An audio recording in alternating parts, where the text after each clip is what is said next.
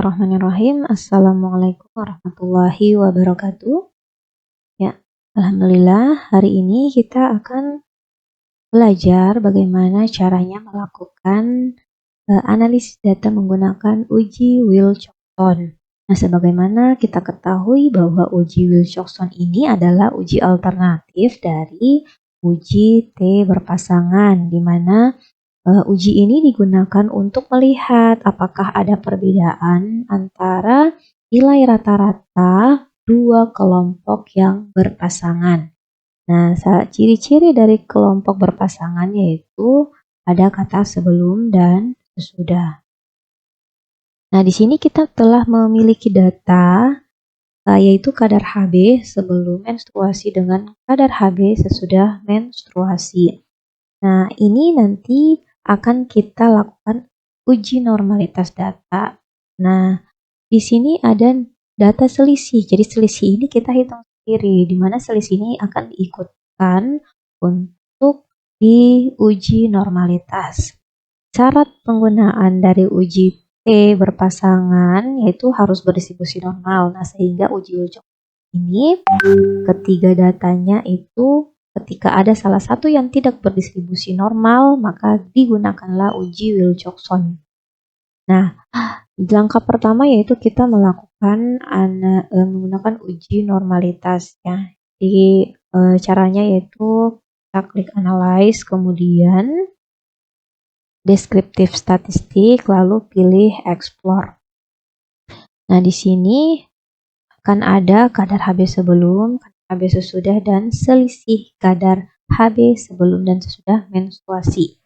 Nah, ketiga data ini kita masukkan ke dalam kotak dependent list ya. Selanjutnya pilih plots, lalu normality plot with test. Kemudian klik continue, lalu oke. Nah, setelah itu akan muncul pada kotak output SPSS yaitu tabel deskriptif dan tabel test of normality. Nah, di deskriptif ini kita bisa melihat ya statistik mulai dari rata-ratanya, mediannya, minimum maksimum, range-nya, dan sebagainya. Ini lengkap ya deskriptif, nilai-nilai deskriptif statistiknya. Untuk masing-masing kadar Hb sebelum, kadar Hb sesudah menstruasi, dan selisih kadar Hb sebelum dan sesudah menstruasi. Nah, kemudian untuk mengetahui apakah datanya berdistribusi normal atau tidak, maka kita lihat pada kotak test of normality. Nah, karena sampelnya kurang dari 30, sorry ya. Jadi standar untuk menggunakan yang mana digunakan nilai signifikansinya itu Kolmogorov-Smirnov atau Shapiro-Wilk sebagaimana yang telah saya jelaskan pada video tutorial uji Mann-Whitney. Nah, ketika sampel kita kurang dari 30 standarnya, jadi ada dua yang mengatakan ada standar 30 atau standar 50. Nah, terserah mau pakai yang mana sesuai dengan referensi yang digunakan. Jadi saya menggunakan standar 30. Jadi karena sampel saya kurang dari 30, nah masing-masing kelompok ini yaitu 10 ya masing-masing kelompok, maka saya menggunakan nilai signifikansi Shapiro-Wilk. Nah, di sini kita lihat nilai signifikansinya. Nah, ketika ketiga data kita ini nilainya itu kurang dari 0,05 ya, ketika ada salah satu saja yang kurang dari 0,05, nah maka artinya kita menggunakan uji Wilcoxon karena ada data yang tidak berdistribusi normal yaitu pada data selisih kadar Hb sebelum dan sesudah menstruasi. Sementara untuk kelompok Hb sebelum dan sesudah menstruasi itu lebih besar dari 0,05 ya. Datanya berdistribusi normal, tapi ketika kita lihat secara keseluruhan ada salah satu. Nah, sehingga ketika ada salah satu saja data yang tidak berdistribusi normal, maka yang kita gunakan adalah uji Wilcoxon. Kalau normal semua ya kita gunakan uji T berpasangan. Oke, jadi yang kita gunakan adalah Wilcoxon, sehingga kita kembali lagi untuk melakukan analisis ya menggunakan uji Wilcoxon. Caranya yaitu klik Analyze, kemudian pilih Non-Parametric Test, lalu Legacy Dialog, kemudian kita pilih To Related Sample.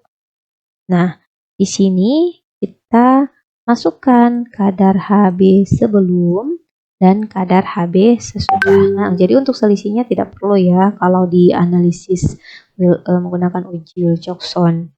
Kemudian klik OK. Nah, di sini akan keluar ya nilainya. Nah, di sini akan kelihatan ya Wilcoxon Saing Rank Test. Nah, di sini ada tabel rank.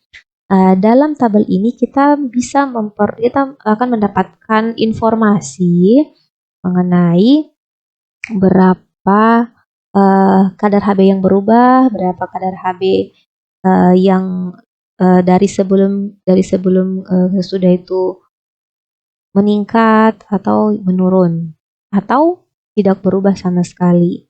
Nah, di sini kita dapatkan ada 8 ya, ada 8 yang menurun ya. Jadi ada 8 yang menurun kadar Hb-nya. Ya, kemudian ada 2 responden yang meningkat kadar Hb-nya dengan rata-rata rank yaitu 6,19 untuk negatif dan positif 2,75. Nah, di sini terlihat ya ada simbol A.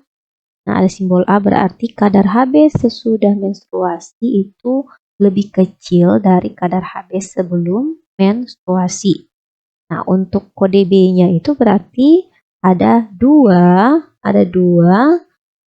responden yang kadar Hb sesudah menstruasi itu lebih tinggi dibandingkan kadar Hb sebelum menstruasi. Sementara yang sama antara kadar Hb sebelum dan sesudah itu ada tidak ada ya, yaitu 0, sebanyak 0.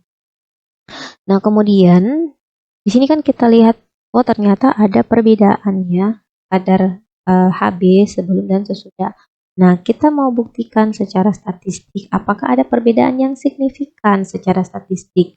Nah, untuk melihat hal itu kita bisa lihat di nilai signifikansinya yaitu 0,025.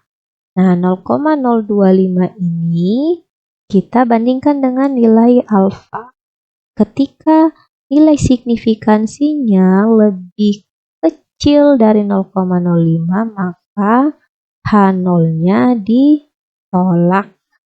Sehingga H alternatifnya diterima, yang berarti bahwa ada perbedaan antara rata-rata kadar Hb sebelum dan sesudah menstruasi. Nah, ketika lebih besar dari nilai alfa 0,05, nah maka H0-nya diterima. Yang berarti tidak ada perbedaan kadar Hb sebelum dan sudah menstruasi. Nah, jadi demikian untuk tutorial uji Wilcoxon ya, untuk menguji apakah ada perbedaan nilai rata-rata dua kelompok yang berpasangan. Ya, sekian, selamat mencoba. Billahi taufiq wal hidayah. Assalamualaikum warahmatullahi wabarakatuh.